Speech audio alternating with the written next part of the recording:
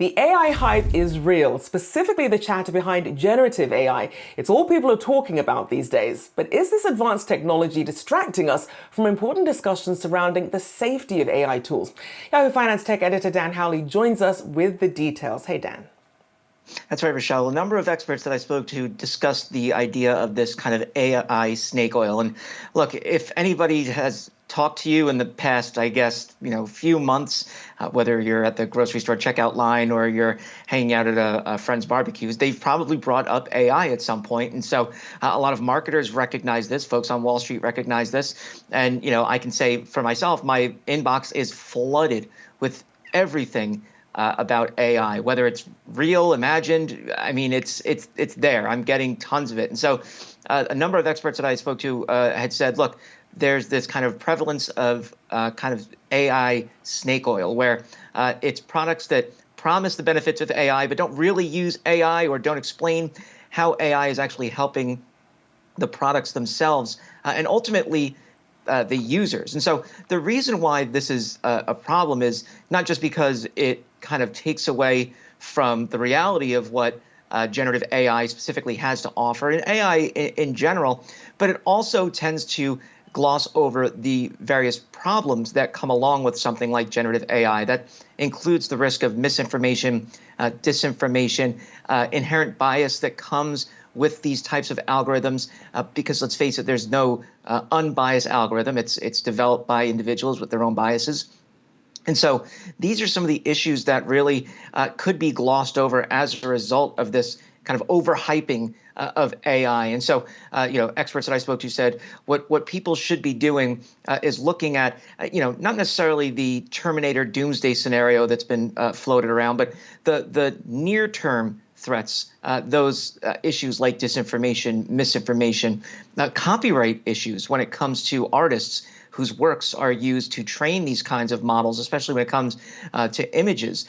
These are the issues that a lot of folks are saying need to be discussed and looked at seriously, and not just kind of thrown away to the winds because people are excited over a technology that admittedly is incredible, but ultimately is something that people will end up using on a daily basis. It's true. Anytime there's a new technology, you do tend to have some bad actors in there sort of, getting their bids in as well. Now, Dan, on another note, before you go, I have to ask you about this battle between the tech titans that we're seeing play out on social media. I already have secondhand embarrassment just as I was watching the tweets. But Elon Musk and Mark Zuckerberg saying they'll go head to head in a cage fight in Las Vegas. What are the chances, A, that you think this will happen, and B, who do you have your bets on? Oh, man. I imagine they're probably going to back out of this. I don't think either of them want the world to see their, ruddy faces being rubbed into the floor of an octagon. I do think, look, Mark Zuckerberg has been broing down pretty hard with some UFC folks for whatever reason. He's doing a lot of fitness regimens, and he's doing Brazilian jiu-jitsu. Elon Musk, he says he's been in fights before. And he is the one that said, Vegas Octagon. So, he's down for it, I guess. My money would be on Zuckerberg just because he's been doing Brazilian Jiu-Jitsu and seemingly in very good shape. But I don't think it's going to happen. This is literally peak absurdity. I mean, look, if you thought that cartoon pictures of monkeys selling for hundreds of thousands of dollars was stupid in tech, this is beyond that.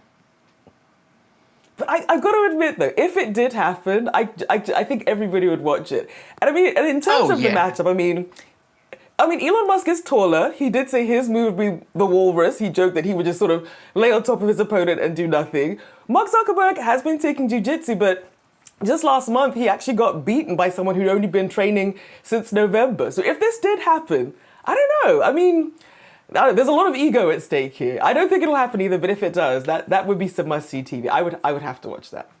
Oh, yeah, I would tune in, no problem. And not only would I tune in, I would just root for it to be mercifully over quickly because, again, I don't think anybody wants to see these guys get all sweaty and rolling around.